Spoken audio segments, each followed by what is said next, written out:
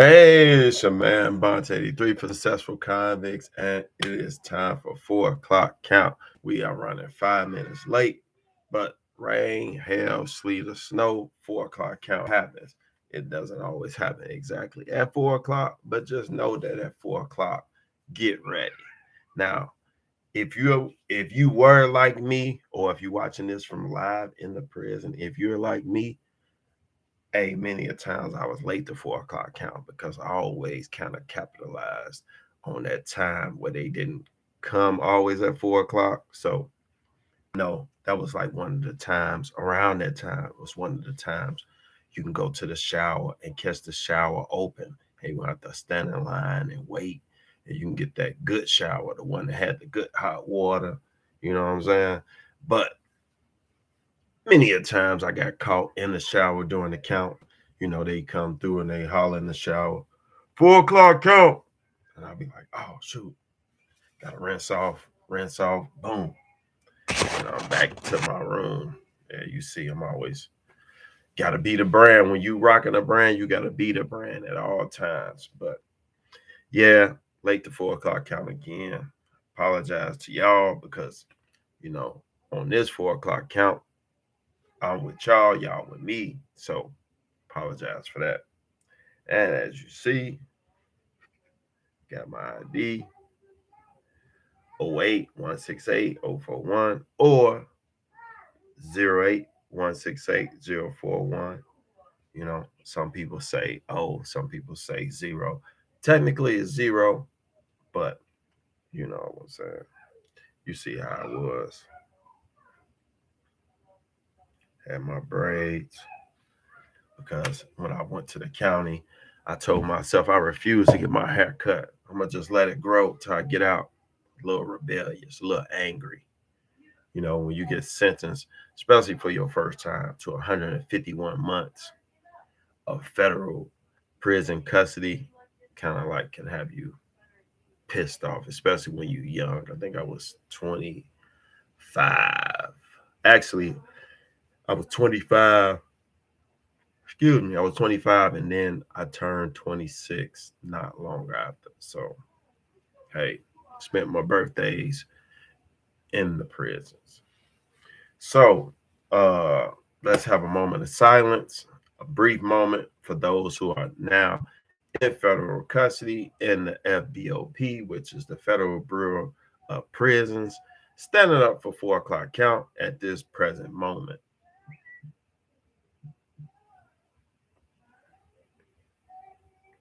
Okay, we just want to let y'all know we remember y'all. We pay homage to y'all. We also remember when we were in that position, when we were standing up at 4 o'clock count, the things that was going through our minds.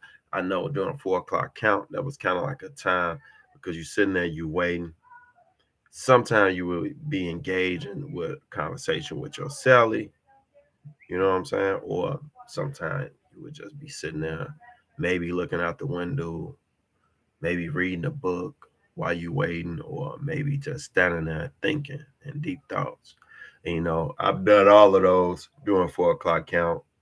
You know, uh, sometimes you might even be hollering down the hallway talking to somebody. You know what I mean? Till the guards show up. You know what you do? You just shout down the halls. Person down the hall can hear you. I mean, especially as well as everybody else, but that's how conversations in prison work sometimes. You have to, it's almost like the real conversations, like for instance, on a phone line. You got the phone line running down your block, and you got all kind of people having conversations in their houses, and their conversation is going maybe to another state or another country, and your conversation is going here, and the next it's the same way. You have people hollering down the hallway, and your recipient is hearing you. It's not coded in a chord, but your recipient is hearing you, then they'll shout back, you hearing them. But at the same time, maybe the person next door is hollering to somebody across the hall from you or down the hall from you. So you hearing that conversation too. But you have to learn to see and not see, to hear and not hear. You know what I mean? That's one of the things that it keep you safe in prison, and that's minding your business, even though other people's business is going on right before your ears and eyes. You know, sometimes you have to not hear. That's why a lot of times, even now to this day, you know, people so quick to say, you institutionalized or I'm not institutionalized, but I think it's sort of like a PTSD or institutionalization that everybody goes through because right now, like when my wife is talking to somebody, I tune out because it's not my conversation. They not talking to me, I'm not talking to them. Them two are talking. And even though I'm in the immediate area and I can't hear, but I tune out, so I'm not paying attention to what is being said. So a lot of times that'll happen, and she'll ask me, "Oh, what do you think?" And I'll be like, "Huh?" And she'll be like, "What you think?" And I'll be like, "Think about what?" And she'll be like, "I know you heard me, and it's hard to explain. And I know people don't get it, but you have to really train yourself. Or sometimes you see what happens to people who stick their nose, so to speak, in other people's business, and it's not good because last thing you want to do is get caught looking at somebody because sometimes people have a habit of not only listening but looking as they listening. So to say, let's say two people over here having a conversation, yeah, man, and let's make it a jail, a jailhouse, a prison conversation where it can be some that's, and I know this to those who haven't been in this situation can seem kind of hard to fathom, but let's say it's an illegal conversation. Now, I know you're like, well, you already in prison, but there's still things that you can't do in prison, like for instance, drinking, smoking, uh, contraband, like tattoos and stuff like that. So let's say it's tattoo. We'll take it something light, even though tattoo can get you in some trouble. But let's just say two people talking about tattoos. Hey, yeah, such and such gonna do your tattoo. Yeah, I gotta go down to the rec center and get some guitar string because that's what they use for the needle. Okay, now these two people right here talking, and you keying in on a conversation. Oh, somebody doing tattoos, and so you like this, and they like, yeah. First thing they would say, hey, what the f is you looking at? You know, and that's on the kinder side. You know what I'm saying? You might get your eye knocked at the socket, for being in somebody else's conversation, depending on the level or the intensity level of the joint of the prison. So you learn, and I've always been that type, in the hood and stuff like that. You learn different etiquettes of prison, which is kind of sad because a lot of things I learned in prison, I learned before I went to prison, things what to do and what not to do, the etiquette, so to speak. So it's almost like, in a sense, you're being groomed to go to prison, and that's not good, but that's how we do it.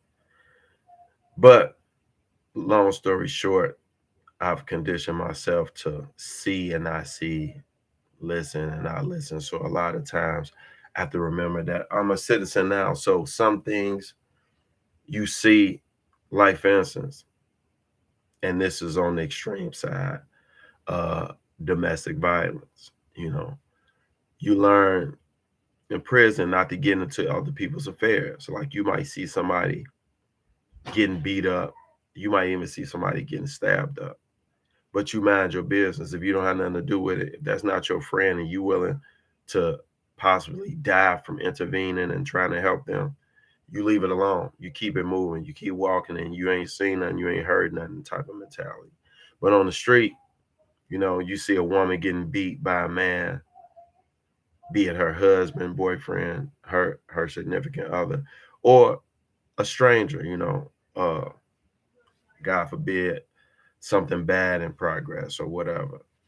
It's kind of hard to switch on and switch off, so to speak. And then it's the same because intervening could possibly cost you your life, and that's a judgment call where you have to use your morals and your values to determine Is this something that I partake in, or is this something I don't? You know what I mean? Let's even take it back to, some of the past events that's happened with the police and different individuals. Now, our police are supposed to be servants of the public to protect and serve us, but people of color have experienced a different uh, terms of endearment from them. So it's the same as inmates and guards, except for when it's inmates and guards, it's very little color barrier because inmates is inmates in most prisons. You see a preferential treatment sometimes, but for the most part, most guards just have a bitter taste in their mouth about inmates. Well, let me take that back. Did I say most guards? No, not most guards.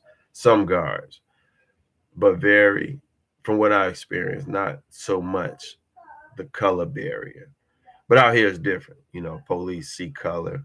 Some of them, the bad cops, we don't advocate for violence against anybody, especially police that are doing their job and serving the people and helping the people maintain peace amongst each other. But looking back into some of those instances, people like me who've been down, who know right from wrong, who see something wrong and being injustice being served, will we step in? You know, I've been lucky and not came across a lot of those instances, because a lot of those instances, I think I would have jumped in like, hey, this ain't right. Like, nah, you're not about to do that. Or you're gonna have to do that to both of us. It's like, it's a unknown or unwritten camaraderie between inmates in prison. Like in prison, you're not gonna sit there and watch. That's how riots start. You're not gonna sit there and watch an inmate, a fellow convict, or whatever you want to call us. You're not gonna sit there and watch one of your fellow people, regardless of color, creed, or whatever. You're not gonna sit there and watch them be ill treated by a guard. That's not gonna happen, because at that point, if you see the guard doing that to them, you're looking at them as the same as you, because if they doing them like that, they can do you like that. But see, people out here, they don't have that same mentality.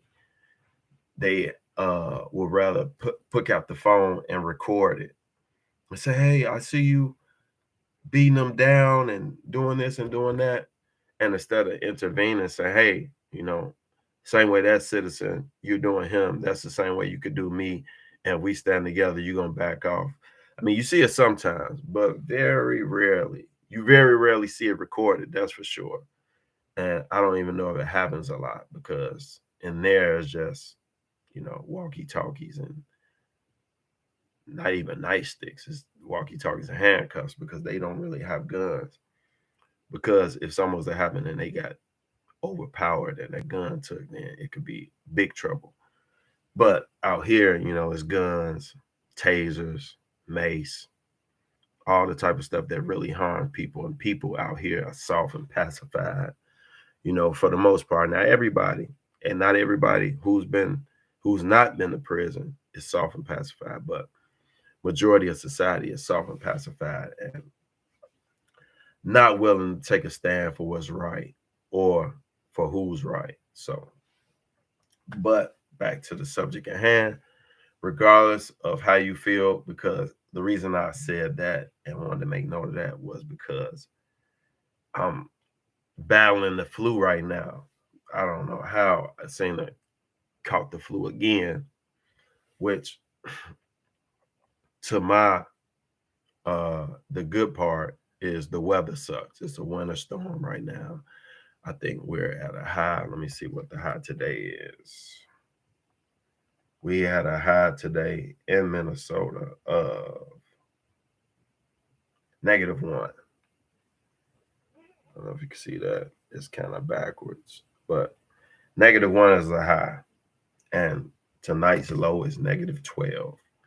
But you already know they tell you it's -1, but it feels like -24.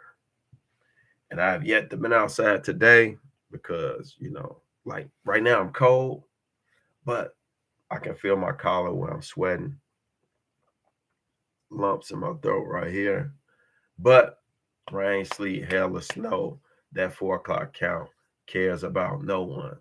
Unless you're deceased, they expect you to be accounted for. And if you're deceased, they're going to still account for you. I don't know what they do with deceased people in prison, but I believe a lot of you would think it's inhumane because the care meter is real low when it comes to prisoners. And that's why I always invoke you to care about prisoners, especially if they're your loved ones or people that you know. Or if you're a caring person, just reach out to them because love conquers all. And that's what's needed for a lot of prisoners to come home sane because the conditions and stuff like that. I mean, every now and then you might catch a video showing the conditions inside prisons, but it's terrible. They really don't care. When people come in, they make it comfortable for them to do their job. They don't care about how you live. Not all of them. Some of them do care, but for the most part, it's just like out here. It's like my little voice ain't gonna change nothing, so I'm just gonna do what I gotta do and keep it moving. I don't want to cause a strife between the inmates. I don't want to cause strife between my fellow guards. So I'm just gonna act like I don't see it, and I'm just gonna, hey, it's messed up, but I'm trying to bring home the bacon to my family. And it's a lot of that. And the only reason them people get justice is when we outside make us think about it, especially those of us who don't have a felony and have political ties and stuff like that. So uh count is clear. We're gonna clear this count. And I'm about, since I'm off work, because I can't go in like this, sick, in and out the truck, hot in the truck, cold. I mean, extremely cold outside, hot in the truck. That's gonna only drive my temperature up. So I felt it was best not to even go in. But I am working on the channel and making it better and coming up with ideas and making content and stuff like that. So thanks for joining me. Make sure you subscribe to the channel. And as you leave, make sure you like the video and leave a comment. Let me know what you thought. Let me know what you think. Let me know what you want to see. And also, I got a comment before, and I haven't forgot you. If you're watching this, you wanted a video on what it was like being a prison cook. I got you. Got you. Working on it.